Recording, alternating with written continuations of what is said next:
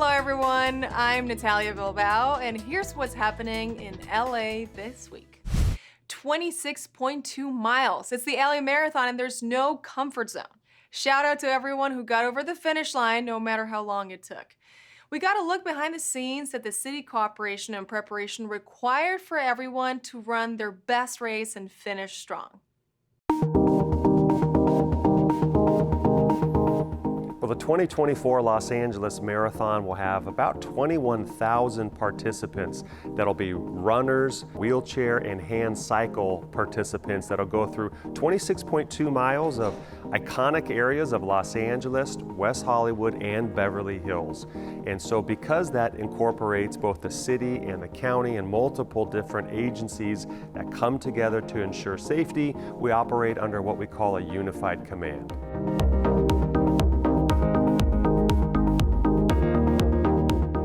My motivation is my first marathon and my running group, Girl Going Crazy, my family. Never doubt yourself and your body will get you to the finish line. The Los Angeles City Fire Department, Los Angeles Police Department, and the Department of Transportation were really the big three agencies involved to ensure safety, but there's a lot of very important other allied agencies throughout the city and county that come to help us. Well, the course starts at Dodger Stadium. Actually, it opens up at 3 o'clock. At 5 a.m., we start to secure all the streets, and the areas are very iconic portions of Los Angeles through the different hillsides and communities. And it's 26.2 miles, and it loops through those areas of West Hollywood, Los Angeles, and Beverly Hills, and comes back to Century City. I love the challenge. I love setting big goals for myself and seeing what I can accomplish. And it's a great way to build fitness and stay in shape and also train and race with a community of people. Love the weather and love the city, and this is a great way to experience it, going through all the different parts of town. Well, there is a lot of behind-the-scenes work that goes on to ensure the safety of such a large quantity of participants through a big stretch of Los Angeles, and this preparation begins months prior. That level of preparedness should bring some sort of comfort to those, particularly the participants and bystanders of the LA Marathon, to know that there's such a large number of people to continually monitor every single aspect to ensure safety for them. LA's Department of Recreation and Parks, Play LA, is the single largest commitment to youth sports development in California. They cater to all abilities, and when it comes to adaptive surfing and kayaking programs, you can definitely say that Play LA is on a winning wave. We are here at the beautiful Vienna Stowe Van Nuys Sherman Oaks Recreation Center. At the commission meeting, we are able to hear from the public, and we're also able to celebrate our successes and victories as a department. Our aquatics division received an award. We received the Aquatic Association Professional Award for programming for our adaptive parasurfing and adaptive kayaking programs. The unique thing about this program is we provide transportation from the facilities to the beach for the kids, and we also offer the adaptive portion of it, so the adaptive and the normal youth participants are all participating together.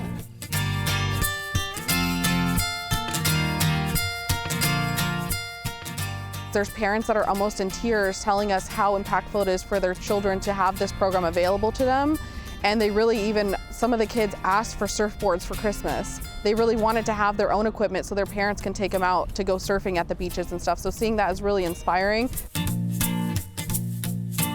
Anybody that has a special need and is looking for another activity to just join in and be a part of and learn something that will help them develop and grow, participate in our programs. That's what these programs are for. The department is reaching out to all special needs participants. We encourage you to definitely come out and try these programs. The kids will have a ball. It'll be a blast. You can make it part of their daily routine. It will help them, cope with their special needs just by getting this extra out and learning how to surf and kayak.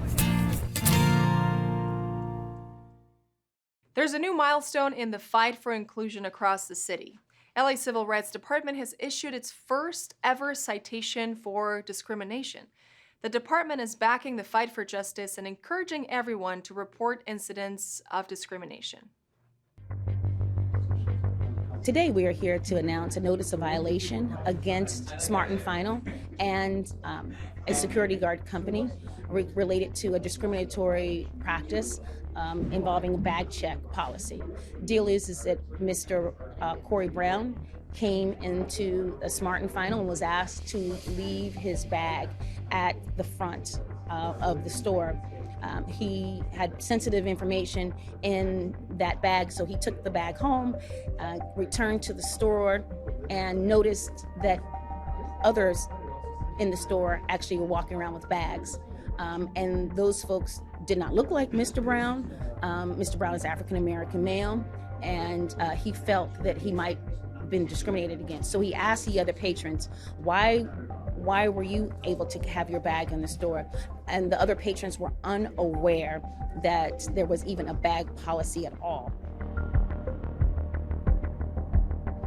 All I wanted to do was to get groceries, but I was treated differently than other patrons in the store, all because of the color of my skin. I never deserved this form of discrimination, and I appreciate the LA Civil Rights Department's work to right this wrong. We found there was discrimination, and so we're publicizing to the world the amazing work that we're doing, but also letting folks know in the city of Los Angeles that if they feel discriminated in any way, that they can come out to the city and we can try to do something about it. We want to encourage people to stand up for justice, equity, and inclusion in the city of Los Angeles. And unfortunately, a lot of the protections people experience today came from lawsuits and litigation. And we want to send a message that when we say Los Angeles is for everyone, we're willing to fight for it. And so for our Angelinos, we want to tell them to keep the faith and keep the fight, because we're here for you. Sí, para toda la gente que se sienta discriminado puede ir a nuestra website, que es lacivilrightsclaim.com, o también llamar a 311. Nosotros queremos escuchar cuando la gente se sienta discriminada, independientemente de su estatus legal. Tiene derechos aquí en la ciudad de Los Ángeles. Entonces, si se siente ese tipo de acción en contra de ustedes, queremos escuchar de ustedes para que podamos hacer algo y defender sus derechos.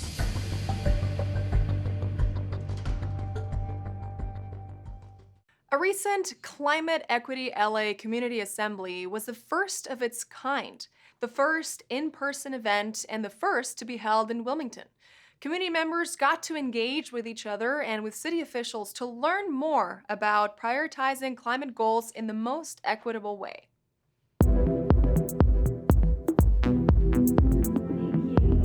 We're at the inaugural Climate Equity LA Community Assembly, so that communities across the city of Los Angeles can get together and connect, not just amongst each other, but also with city representatives.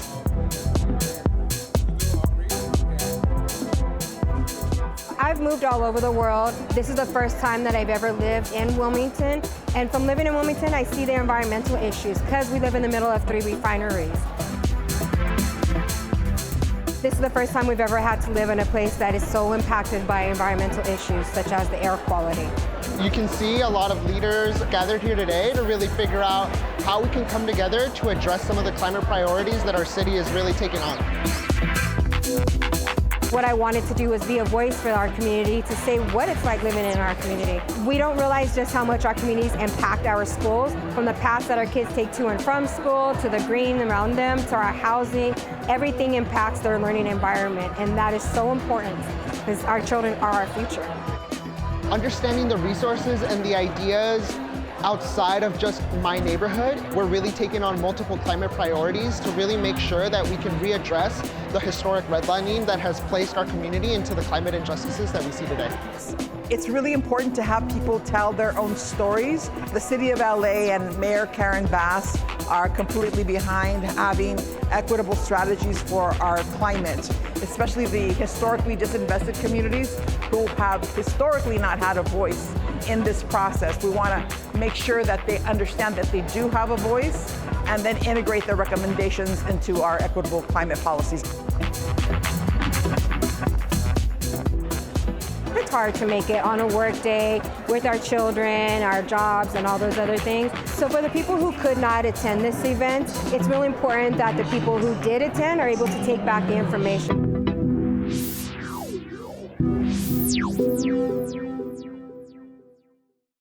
Abilities Expo is an important annual event for people with disabilities. The Expo not only features the latest advances in assistive technology, it's also as inclusive as possible, allowing community members to find new resources and augment their lives.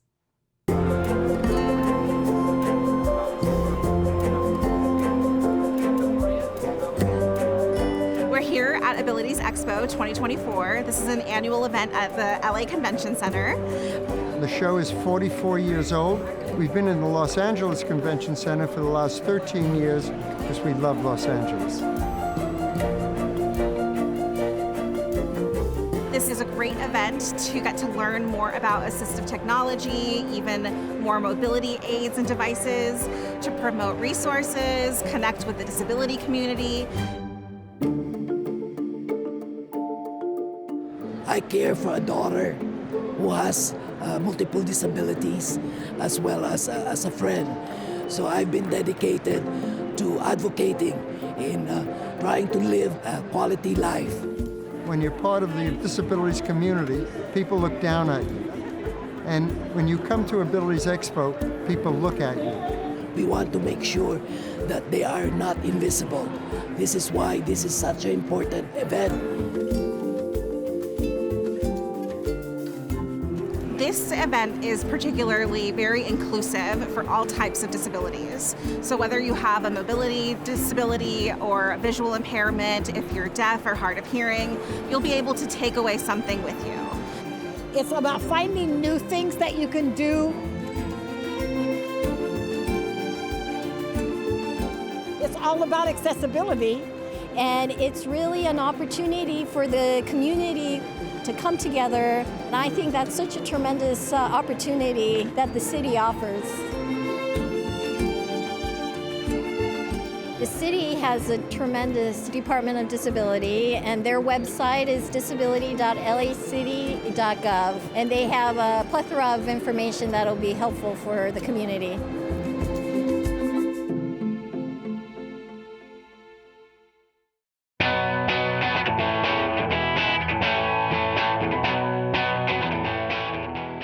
LA Mayor Karen Bass announced that the Los Angeles Department of Water and Power, LADWP, has captured a record amount of stormwater from the winter storms this February. More than 13.5 billion gallons of stormwater was captured, which is enough water to serve about 165,000 households for a year. Stormwater capture was up in comparison to February 2023, when 8.4 billion gallons of stormwater was captured. For more information on LADWP's stormwater capture, visit ladwpnews.com. The LA region has secured federal funding for infrastructure and community connectivity projects ahead of the 2028 Olympic and Paralympic Games. LA Metro will receive funding for light rail and subway extensions, including $139 million for increased transit access, which will benefit up to 1 million Angelinos. Almost $10 million will go to a dedicated pedestrian and bicycle crossing over Interstate 710 in East LA. The Port of Los Angeles will receive $5 million for a pedestrian bridge to connect the community to the Wilmington waterfront. Senator Alex Padilla announced the funding from the U.S. Department of Transportation in coordination with California's congressional members. For more information, visit padilla.senate.gov. Los Angeles Mayor Karen Bass has signed a historic letter of intent with the Minister for Foreign Trade and Development of Finland, Viltavio. The letter promotes climate cooperation and economic development between the City of Los Angeles and the Ministry for Foreign Affairs of Finland. The letter of intent follows a 2-year collaboration on shared goals for clean energy transition and carbon neutrality, and forms part of LA's plan for 100% clean energy by 2035. The 4 areas for collaboration are smart and green ports, smart and sustainable mobility, decarbonizing the built environment, and renewable energy and grid resiliency. For more information, log on to mayor.lacity.gov.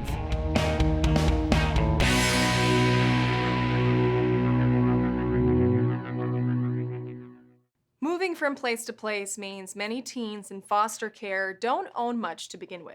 So the Glamour Gowns and Suit Up event is a chance for them to get all they need for future formal events. What's even better is when preparing for a special occasion becomes an occasion itself. Today we are doing Glamour Gowns and Suit Up, which is an event that we provide free brand new formal wear for our teens in foster care. So they get to come today and go shopping for dresses and shoes and purses and accessories and suits that have been tailored to their specific sizes. This event brings about 350 kids in foster care to the Los Angeles Convention Center to pick out formal wear for any sort of event that they might need. These kids don't actually have a lot of things as they move from home to home throughout LA County, throughout the city. They just never have anything of their own, and today we just want to treat them and make foster kids feel special and loved. We've got goodie bags filled with self-care items, we've got makeup, and we've got shoes and accessories. They'll come home with new suits, ties, and everything that they need to look great for any special day that they have in the future. I was really excited to bring Kimberly to give her the opportunity to select a beautiful gown so that she can go to prom. She's been really looking forward to graduating and going to prom. I'm so excited because I never used to have like brand new things when I was younger. I feel happy and excited to come over here. We work very closely with our council members who are very supportive of CASA of Los Angeles, and we reached out to Councilman Price's office to see if they could provide a donation for us today to help offset the cost of the venue, and he was gracious enough to give us a $7,500 fee waiver. So that's an incredible gift to us because everything we do here is donated, so that helps us make sure that we can do everything perfectly. The City of Los Angeles is incredibly supportive of CASA of LA. Los Angeles County has the most overwhelmed foster care system in the country, so the fact that they are so encouraging and are willing to donate tells us that what we're doing is working and that they are committed to making sure the kids in foster care get the services they need. I'm just very excited. I'm so happy to be here, and I'm so glad that everybody came together, especially from the city and especially from around LA, just to be here for these kids. They'll definitely be taking home more self-confidence and more a sense of self-worth. Definitely the feelings that they deserve to have every day. Today's event is an annual event that we hope to continue for years to come, but we cannot do it without volunteers and donations. So if you would like to be involved and know more about what we do at CASA of Los Angeles, please visit us at casala.org.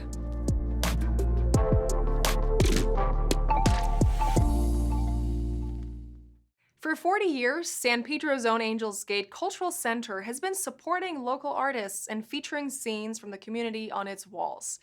Both the support and scenes are on display at the center's latest exhibition, the aptly named Portraits.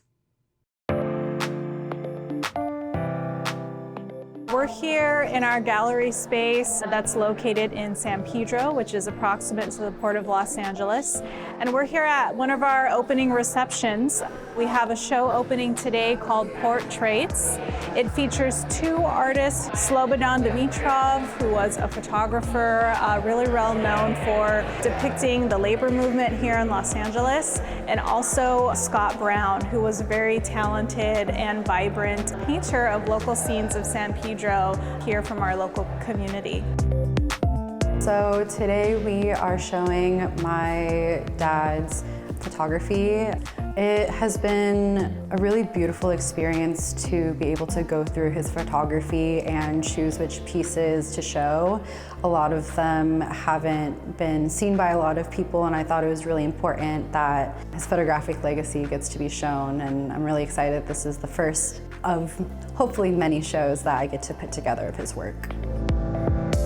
Our gallery exhibitions are really important to us because we really like to feature local artists and also artists who really care about our community here in San Pedro and that are really connected and have an impact within our community. I mean, he was a person of the community for the community, and he didn't need to make it his life goal to be that, he just was that. And everybody showing up today, I feel like really encompasses the breadth that he was able to reach through his work and just as a person himself. Angels Gate Cultural Center, we've been here for over 40 years. We really aim to give back to the local community based here in San Pedro and feature local artists.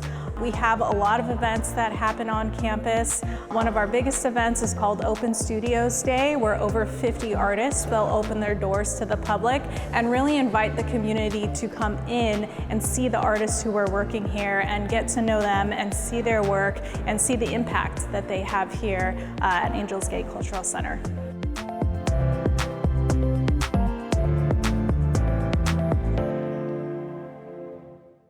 This next event shines a light on women from around the world who have risked their own safety to promote justice and speak out against racism and discrimination. The City of LA's Department of Civil Rights hosted these women as part of International Citizen Diplomacy of Los Angeles. We are honoring a number of women from around the world who are visiting as part of a leadership program sponsored by the U.S. State Department in partnership with International Citizen Diplomacy of Los Angeles, ICDLA. ICDLA has been a partner of the city for many, many years, bringing these types of delegations and visitors to Los Angeles to learn and experience and share their knowledge with all of us. These are women who have taken extraordinary risks, not only to their own personal safety, but to the safety of their families and loved ones, to promote justice and to speak out against systemic racism and discrimination in their own native countries. I'm here to tell the world, if you believe to human rights, as the human rights organization says, you should speak up about all people in the whole world. Doesn't matter what is their religion, what is their language, and if we believe to equality and justice, we should be all the people voice in all the worlds.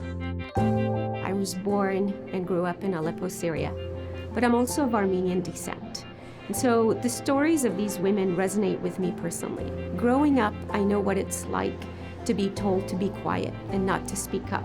I know what it's like to fear for my father not to come home, fearing of the regime that we grew up in the middle of. But I also know the challenges and the seeds of hate that often promote violence and often promote not only discrimination, but genocide. And to be here to uplift their voices and to let them know that they're not alone and that we have solidarity, and as a global community, we support their work.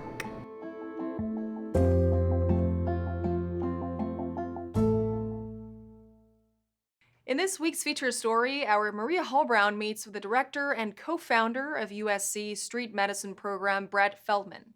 He explains how the street medicine program started and how it drives him to serve our unhoused neighbors.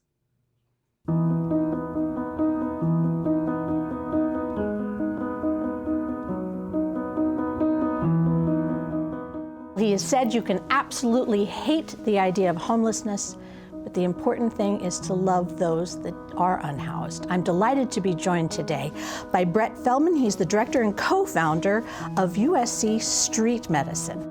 My very first question is, what prompted your decision to take your medical expertise to those that are unhoused?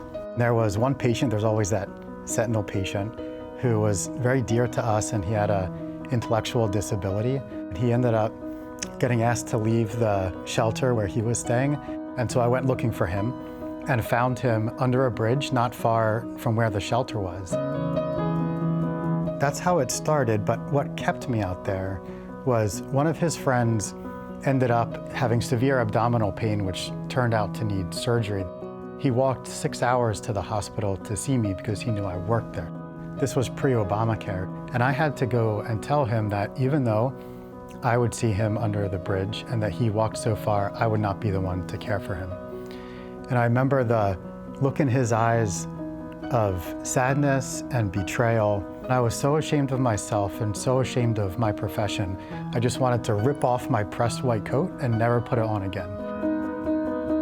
The values and philosophy of street medicine are, being able to share in some of their suffering with them, be in solidarity with them, being willing to not just give out of what's extra. Outside of Skid Row in LA, many people are only getting 2 to 3 meals a week. And so how do you begin to think about things like your healthcare or getting a job or doing anything if you're starving? What are you able to do and how are you able to do it? Because even the points that you just made about the trial and tribulations that they're facing on a daily basis, how can they be moved into a different scenario in which that suffering is somehow abated? Right now, USC Street Medicine, we have, I guess, about 50 employees. We have 5 full-time teams that cover the city. There's also other street medicine programs in the city, and it's growing. And we have our partners to share the work with. That said, we're still only meeting a small percentage of the people. So I don't go out every day thinking, how do I care for 50,000? I go out thinking, how do I care for one? And then the next one, and then the next one. If people want to get more information, they can visit our website for USC Street Medicine. Thank you, Brett. Thank you for everything you do, and thank you for being such a compassionate person. Thank you.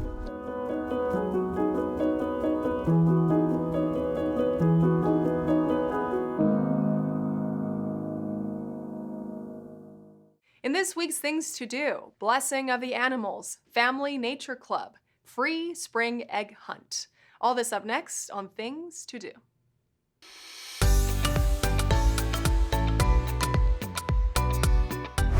El Pueblo, the birthplace of Los Angeles, invites everyone and their pets to the Blessing of the Animals on Saturday, March 30th. This annual event takes place on the Saturday before Easter and has been held at La Placida since the 1930s. In ancient times, the spring blessing was bestowed on livestock to keep them healthy. Nowadays, the animals include all types of domestic pets. Enjoy a colorful procession through Olvera Street before lining up in front of Pico House to receive a blessing for your pet. This is a free, family and pet-friendly, fun event. Join the Blessing of the Animals at El Pueblo on Saturday, March 30th, starting at 12 noon. For more information, visit elpueblo.lacity.gov/events. The LA Zoo, in partnership with LA's Department of Recreation and Parks, invites you to Family Nature Club. The club explores nature in the park through art, observation, and imagination. Hosted by LA Zoo's Learning and Engagement staff, Family Nature Club takes place outside the zoo in Griffith Park, below the old LA Zoo Trail. This is a free, family-friendly event geared towards children of all ages and their parents, family, and caregivers. Join in the outdoor fun at Griffith Park on Saturday, March 30th at 10 a.m. For more information on Family Nature Club, see the calendar on LA Zoo's website at lazoo.org. Come out to celebrate the beginning of spring with the City of LA's Recreation and Parks Department Free Spring Egg Hunt. This free family fun day is happening at the South Park Recreation Center on Saturday, March 30th at 11 a.m. There'll be plenty of free activities for children at the center, including arts and crafts, coloring contests, face painting, and much more. There'll also be egg hunts organized by age group. Join LA Parks and the Office of Council Member Curran Price for springtime fun at South Park. The free spring egg hunt is on Saturday, March 30th at 11 a.m. Find out more at laparks.org. And that's a look at some things to do.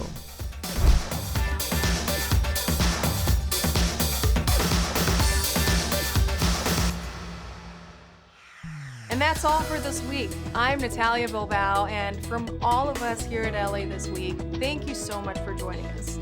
Remember that you can watch us online anytime at lacityview.org, and we're also on Instagram, Facebook, X, and YouTube. See you next time for more LA This Week.